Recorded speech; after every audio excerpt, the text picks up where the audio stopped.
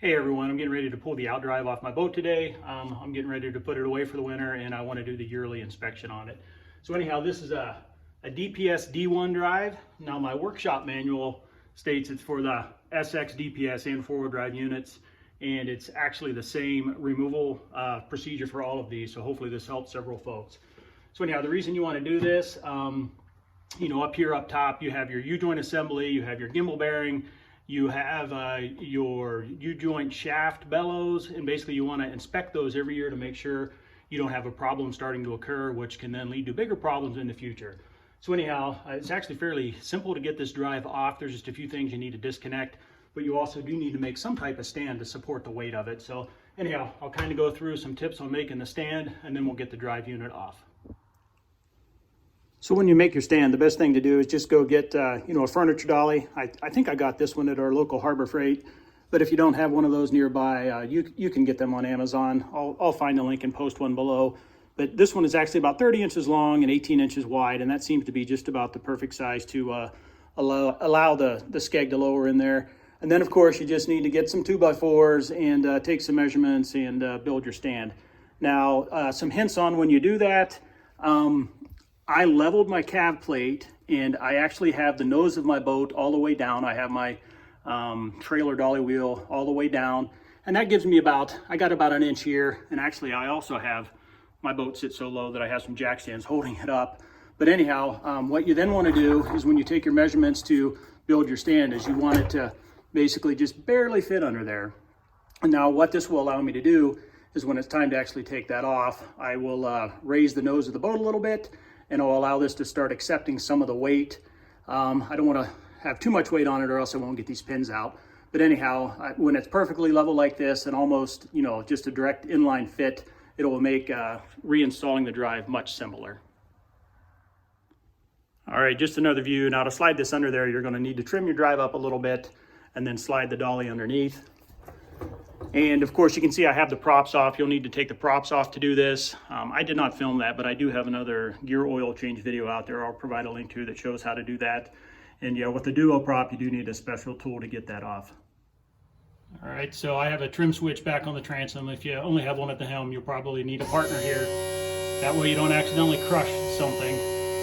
But yeah, lower it down till your cab plate is level.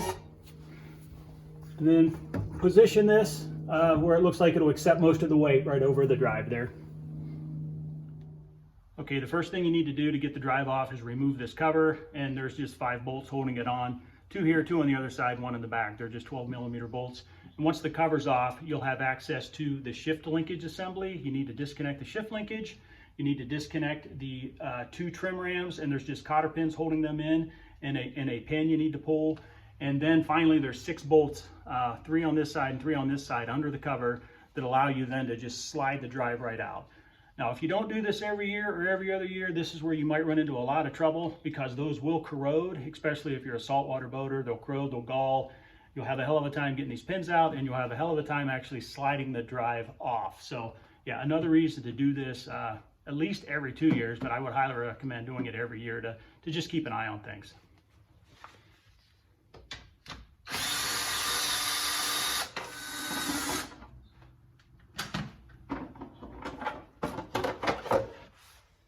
Okay, with the cover off, you can see what we need to disconnect. Here's your shift linkage. There's just a cotter pin that I need to pull to get that apart. You need to take your 2 trim rams off. Also cotter pins up underneath here, straighten them and pull them.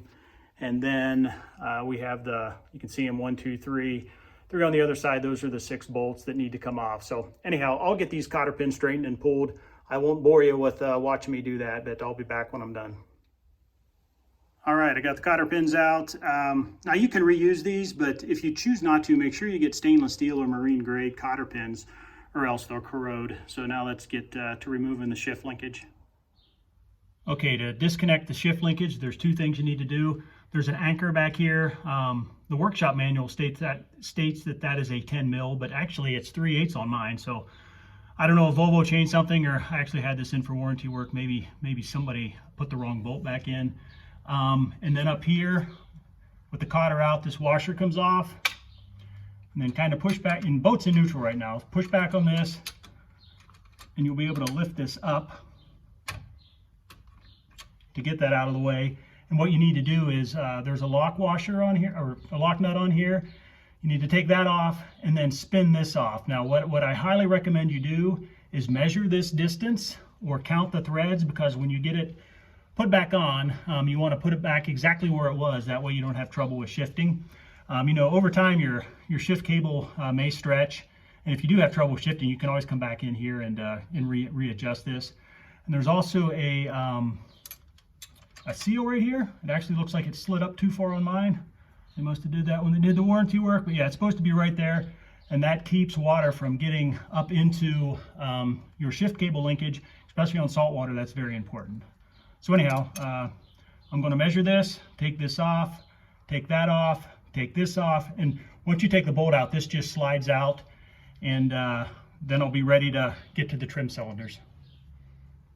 I thought I'd just take a quick video of me actually measuring this. Now on my boat here, I have about 6 mils of threads exposed, 6 millimeters. And as you can see, there is a little bit, when it's in neutral, there's a little bit of slop here. And when this is correctly adjusted, basically you need to be in the middle of the slop when you're in this hole when you're in neutral. I don't know if that makes sense, but maybe someday I'll do a video on that procedure. All right, to get this lock nut off, I have a little crescent wrench. And then this is a 8 mil.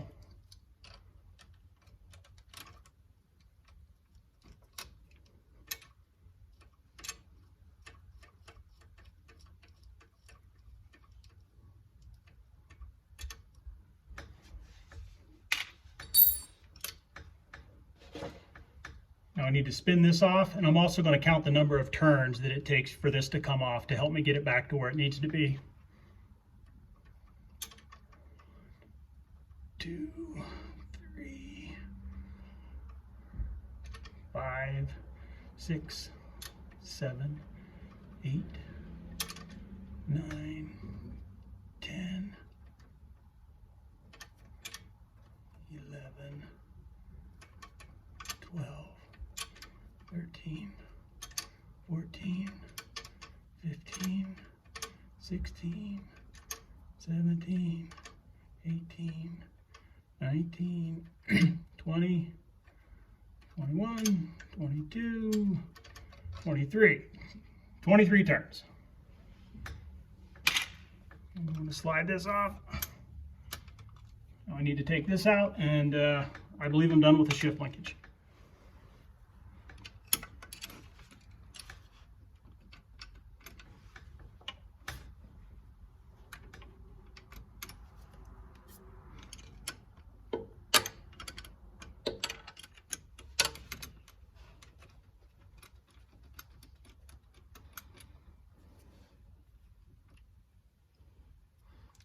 That slides into a groove on your shift cable. Yeah, box end wrench is your friend there. Hey, just a quick note on disconnecting the shift cable. You'll see a note in here. It says that apparently they changed the design of the shift cube, so it might not look exactly the same, but it'll be very similar.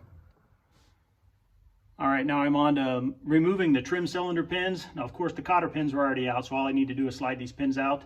And I did raise the nose of the boat a little bit, so it's just barely sitting on the dolly.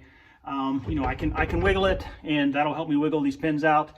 Now, if you do maintain your boat and, you know, remove the drive every year and grease these pins, even if you don't remove the drive, I suggest pulling the pins and greasing them.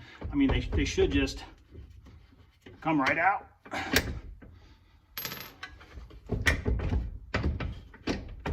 Yeah, so they're out. Now the cylinders are free. So now I just need to release those 6 bolts up there and then back the drive out. Okay, so it's time to remove the 6 nuts that hold the drive on. Now this is a 5/8 and it's in kind of a goofy angle here. So you either need, you know, a box end or open end or some kind of swivel socket to get in there. You know, I'm just going to get them started with this.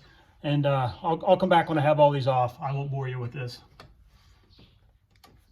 All right, just a quick comment on these bolts. They do have a nylon insert in them, so you have to work them all the way off. And they each do have a washer. And just a word of caution, this top one, you know, I'm sure you'd want to have a discussion with a Volvo engineer that designed the clearances around this one. It's very difficult to get off. If you have a box end, you might have to actually grind it down or find a very narrow box end. But yeah, I definitely needed that swivel socket to get access to this one, to get this one off. Okay, so I'm ready to pull it off. Now, if this goes as planned, it should just slide right out. If it's very difficult to get out, that means, you know, typically your drive may be corroded on, or I've also heard if you have engine alignment issues, it might be hard as you're pulling the splines out of the engine coupler. So anyhow, here goes.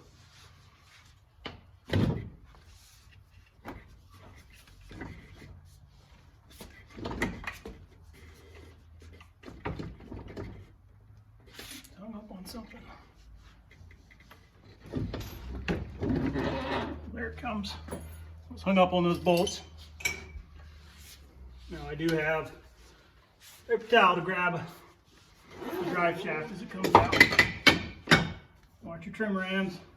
All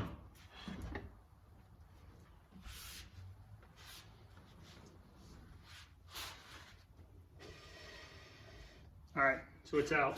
Came out very nicely. All right, with the drive off, we can do our inspection. Now, some of the things you're looking for, this bottom hole down here, this is your exhaust port, and inside are your exhaust bellows. Now, those aren't very critical. You know, your boat will work just fine if you know, there's a crack in it, or even if it's missing, you'll just get noisy and you'll be blowing hot exhaust gases all over your outdrive when you're up on plane. But you know, if that is ripped, you should get it fixed. Now, the second one is your water inlet port. Something to look for here is to make sure this gasket is in good shape, because if it's ripped down here, you're going to force exhaust gases into your cooling system, which will cause you to overheat. And if it's ripped along this side, when you come up on plane, that's actually out of the water, and you'll be drawing air, which will then cause like a high speed overheat or high RPM overheat. Now, up top here is the U-joint bellow. Now, this is the most important one. If this one's cracked, you need to get it fixed. You'll see drive oil inside of mine, but if you find water, that means you know, it's cracked. And one way to test this is with a flashlight. Come out here at night, shine it in there, wiggle things around and see if you have light leaks coming from the outside, or hold the flashlight on the outside and wiggle it to see if you have light leaks. But yeah, that's very critical. If that is cracked, you'll get water in there and it'll ruin your U-joints and your gimbal bearing and everything else. So anyhow, the reason I believe there's drive oil in mine is I had a yoke seal leaking at the end of last season, so I took it in for a warranty service and they replaced that yoke seal, and I believe they just didn't clean it up inside here. So anyhow, I'll get that cleaned up, and if I see that still there next fall, then I know I still have a problem. But you know, my drive oil inside my drive has remained level all season, so I don't think that's an issue. And then if you look way back in there, the first thing is the gimbal bearing. I'll stick my hand in there in a second and spin that. But in the very back, you can see the splines. Now I haven't bought one yet, but an engine alignment tool to make sure that everything's straight and true there, because if things get off kilter, then you can ruin your gimbal fairly quickly. So anyhow, let me stick a glove on and reach my hand in there and spin that gimbal. Okay, I suggest a rubber glove for this one. And once again, your gimbal is that, you know, that inner first circle, and that should just spin freely. So mine feels fine. You know, what you're looking for here is if it feels like it's binding, or you know, has sand, well, I'll say sand in it, but you know, if that's not spinning freely, then you have trouble with your gimbal bearing, and chances are you probably have a bad engine alignment and you'll need to get that adjusted. So anyhow, I think that's fine. Now let me, I'm gonna clean that oil up, but then we'll go take a look at the actual outdrive itself. All right, now on the outdrive itself, the main thing you're wanting to inspect is the U-joint assembly. You know, here's your U-joint assembly. You want to make sure that, you know, look in here for rust. You know, if you did get water in here, there's needle bearings in your U-joints that will start to go bad. But basically, you're just looking, you know, is there any, kind of like with your gimbal bearing, is there anything that just doesn't feel right? You know, everything here feels normal. They look in great shape. You might also inspect your splines to see if there's any type of uneven wear. That might be an indication that you have your engine out of alignment. But yeah, so yeah, this is all looking good. Now what I plan to do is, I still need to change my drive oil, so I'm going to do that out in the yard with this thing disconnected from the boat. I'll find a way to lift this up and do that. Drive oil stinks, and I know when I do it in the garage, even if you don't get any on the floor, The odor seems to linger for a few days. But yeah, so I'm going to go change the drive oil. I'm not going to video that, but I'll be back with you here shortly when we put this back onto the boat. All right, so I'm not filming the entire procedure, but just let me show you what I did. I just got it up on some 2x4s. That gave me plenty of room to actually pull the plug and change the fluid here. So I do have a fluid change video that I can link in if you're interested in that, but I think also when I'm done filling this, I'll just be able to tip that forward on the rack, and that way I don't have to worry about any running out as I'm trying to get the drain plug back in. And this is also an excellent time to clean your drive. I use hot sauce, and I'm going to squirt some of that on there to see if I can get some of those water spots that are behind the trim rams cleaned back up. Okay, I got the gear oil changed, and I cleaned the outdrive up a little bit. And now the next step, per the maintenance manual, is to grease certain things. You need to grease these splines. You also need to grease the O-rings and put a coating of grease around the front of this housing, and that's what goes into the bellows. And then on the boat, you need to grease the 6 studs, grease anything threaded, and also where it goes into that bellow, put a ring of grease around that. So anyhow, for grease, I've actually used Quicksilver 24C. It calls for the Volvo Penta grease. This stuff's very expensive, and I'm OEM with about everything, but actually grease, to me, this is a good quality marine grease, very high reviews. I'll put a link to both of these below, but yeah, I've been using this for about the past 2 years and have had good luck with it. Use it on my prop shaft splines and everything. So anyhow, I'm gonna get things greased up, and I'll meet you back over behind the boat.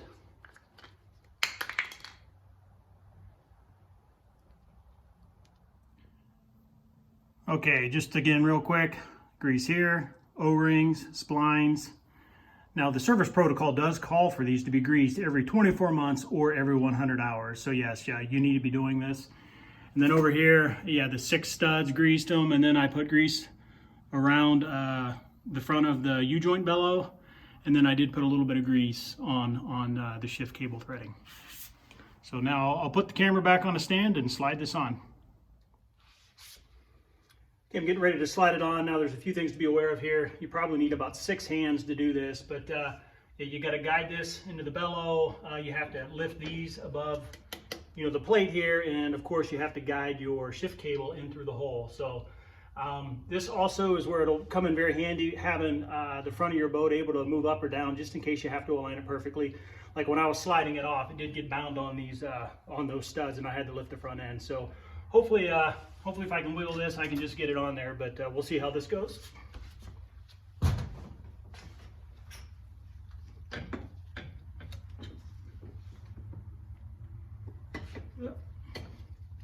Delete that first.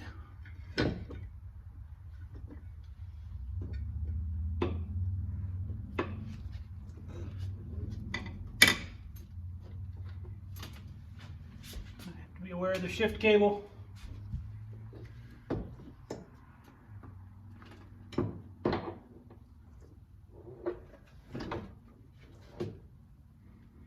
You don't want to bend your shift cable.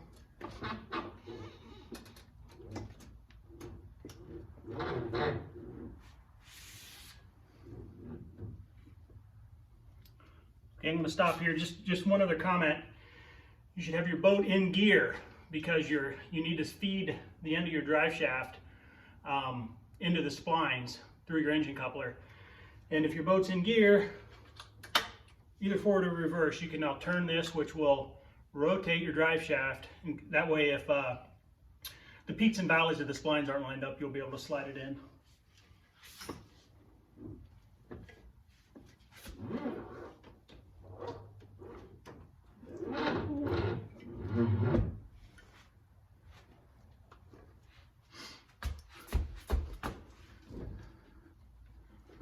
All right, I'm actually going to go up front and raise the boat. Actually lower the boat a little bit to make this easier to line up. Yeah, moved it a little bit. This is where you hate having a swim platform.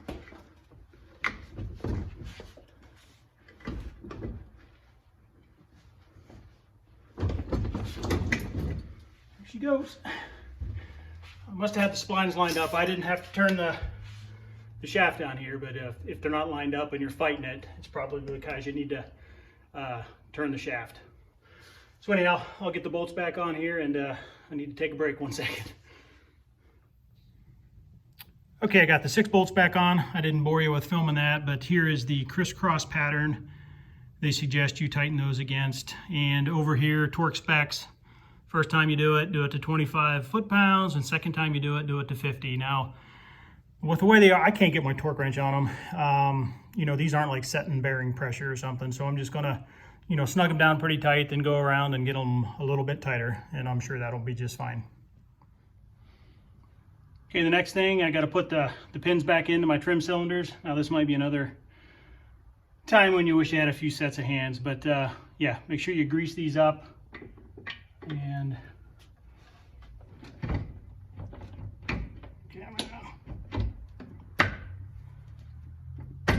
got that one. And I won't bore you with the rest. I'm going to put the other one in, and then of course I have to replace the cotter pins. Just rotate them until you see the hole and push it through and spread it open. So I'll be back in a second. Okay, both trim cylinder pins are in, cotter pins are in. I just reused them, but once again, if you get new ones, make sure you get marine grade or stainless steel. I'll find some out on the web and put links to those below. But anyhow, yeah, I just reused mine. I'm going to come to the other side, get the shift linkage hooked back up, put the cover on, and then we're done. Okay, back over here at the shift linkage. Now there's 2 things you need to do. You have the gear shifter block up here, but then also remember there's that anchor block back here. And if you can kind of see, there's well, an indentation right there, and that's what it slides onto. When I say it, I'm talking about this. So you have to move this to get that to where it needs to be, and then you slide that on, and then reinstall the bolt. So I'm going to do that right now. Okay, so the anchor's back in place. Once again, box end is your friend. Now, once again, it's easier if you put your boat in gear, so you have room to work here. Slide your seal back on. And if you remember, I have to turn this 23 times to kind of get it back to where it was. 1, 2, 3, 4, 20, 21, 22, 23. And where's my ruler? I just want to see how, I said 6 mils, and I know I got to put the lock washer back on there, but yeah, it looks pretty close. So lock washer's next, or jam nut, a lock washer.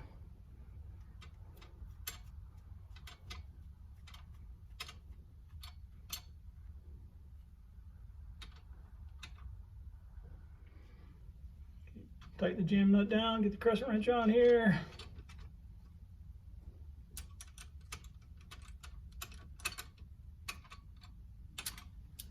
I'll slide this back into neutral. I should, just for grins, take one more. Yep, that's right where it was.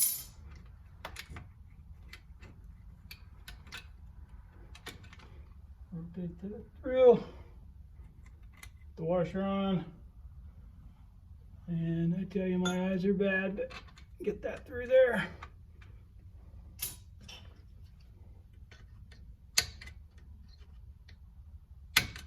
Well, I'll get that through there and spread it out, and then we'll get the cover put on. Okay, got the cotter pin spread out. Didn't think you wanted to watch me fiddle with that. Time for the cover to go back on. Once again, these are the 12 mil bolts. I can't remember what the torque spec on these are, but it's actually in my gear oil video. I did state it, but I just bring them down tight. Once again, you're screwing into plastic here, so you don't want to get them too tight. And once again, they're not load bearing; they're just holding the cover on. So just snug them down.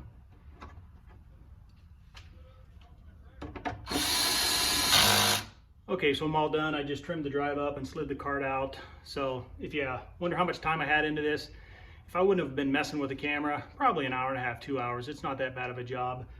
Next year, it'll be time to replace my bellows, so I'll be doing a video on that. And if you're new to the channel, yeah, I have a lot of Volvo Penta content, mainly on Gen 5, V6, and V8. So yeah, if you're interested, please subscribe. And I tried to be as thorough as I could in this video, but I know sometimes I miss some things. If you do have questions, please just comment below and we'll try to get them answered for you. Thanks for watching.